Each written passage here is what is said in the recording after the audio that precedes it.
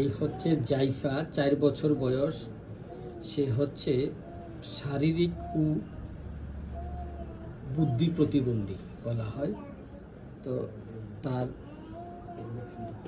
এখন বসতে, দাঁড়াতে, হাঁটতে, দাঁড়িয়ে থাকতে কোনো প্রকার শক্তি নেই। ঘাড় নরম।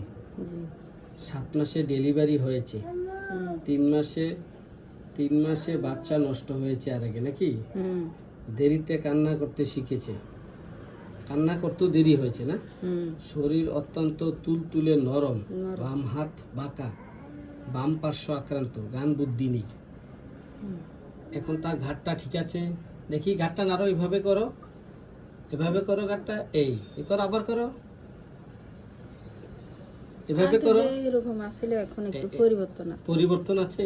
জি। এই যে তার ঘাটটা বাঁকা হয়ে থাকতো, এখন সে ঘাড় সোজা রাখতে পারে। আগে তো কাত হয়ে এক জায়গায় পড়ে যেত ঘাড় ছেড়ে দিলে। এখন সে ঘাটটা এই পাশ থেকে এই পাশে সোজা দাঁড় করিয়ে রাখতে পারে।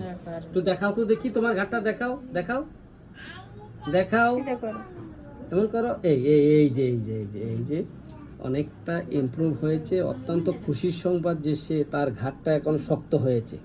হ্যাঁ, এই হচ্ছে এর মা। বলুন তো, আপনার বাচ্চাটা এখন আগের চেয়ে তার ঘাড় সোজা রাখতে পারে? আগে তো ঘাড় সোজা রাখতে পারতো না।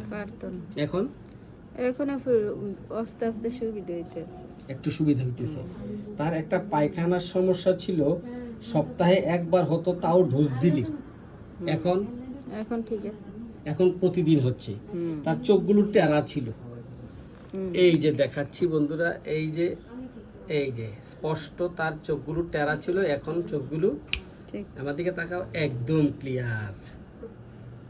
মাত্র 2-3 বারের ঔষধে সে এখন তার এই যে ঘাড় সঠিক জায়গায় রাখতে পারতেছে। আর একটু সামনে আনেন, তাকে একটু সামনে আনেন।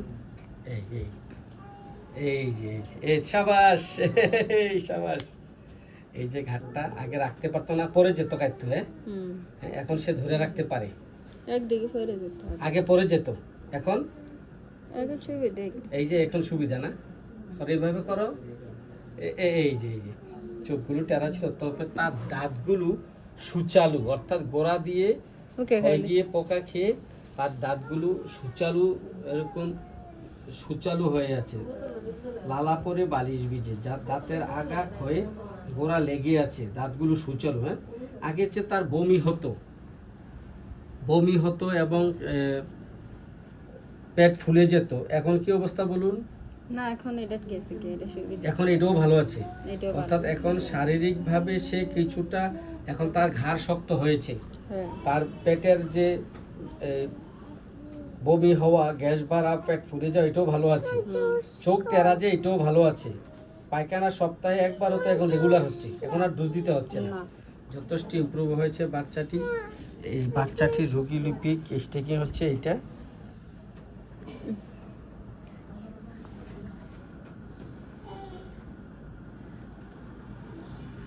আর এই হচ্ছে ফ্যামিলি হিস্টোরি। ফ্যামিলি হিস্টোরিতে দেখা গেছে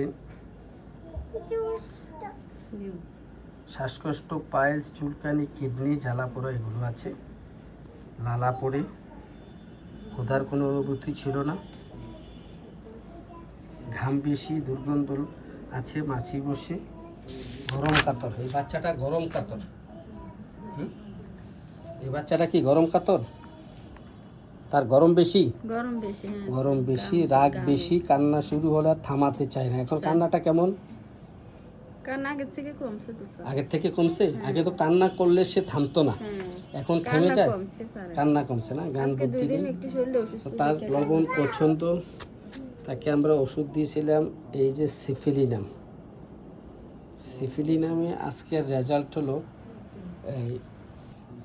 রেজাল্ট হলো যে সে, দাঁত দেখাও, জিহ্বা দেখাও, এই যে দাঁতগুলো সুচালু, দেখাও, এই যে এখন সে বোঝে। তার এখন কিছুটা বুঝ জ্ঞান, কিছুটা বেড়েছে। তো আমরা অনেকটাই ইমপ্রুভ করতে পেরেছি। আশা করি যদি আপনি লেগে থাকেন হোমিওপ্যাথির সাথে, সে সম্পূর্ণ সুস্থ হয়ে যাবে। তো আমরা চেষ্টা করছি রোগীকে সুস্থ করার জন্য।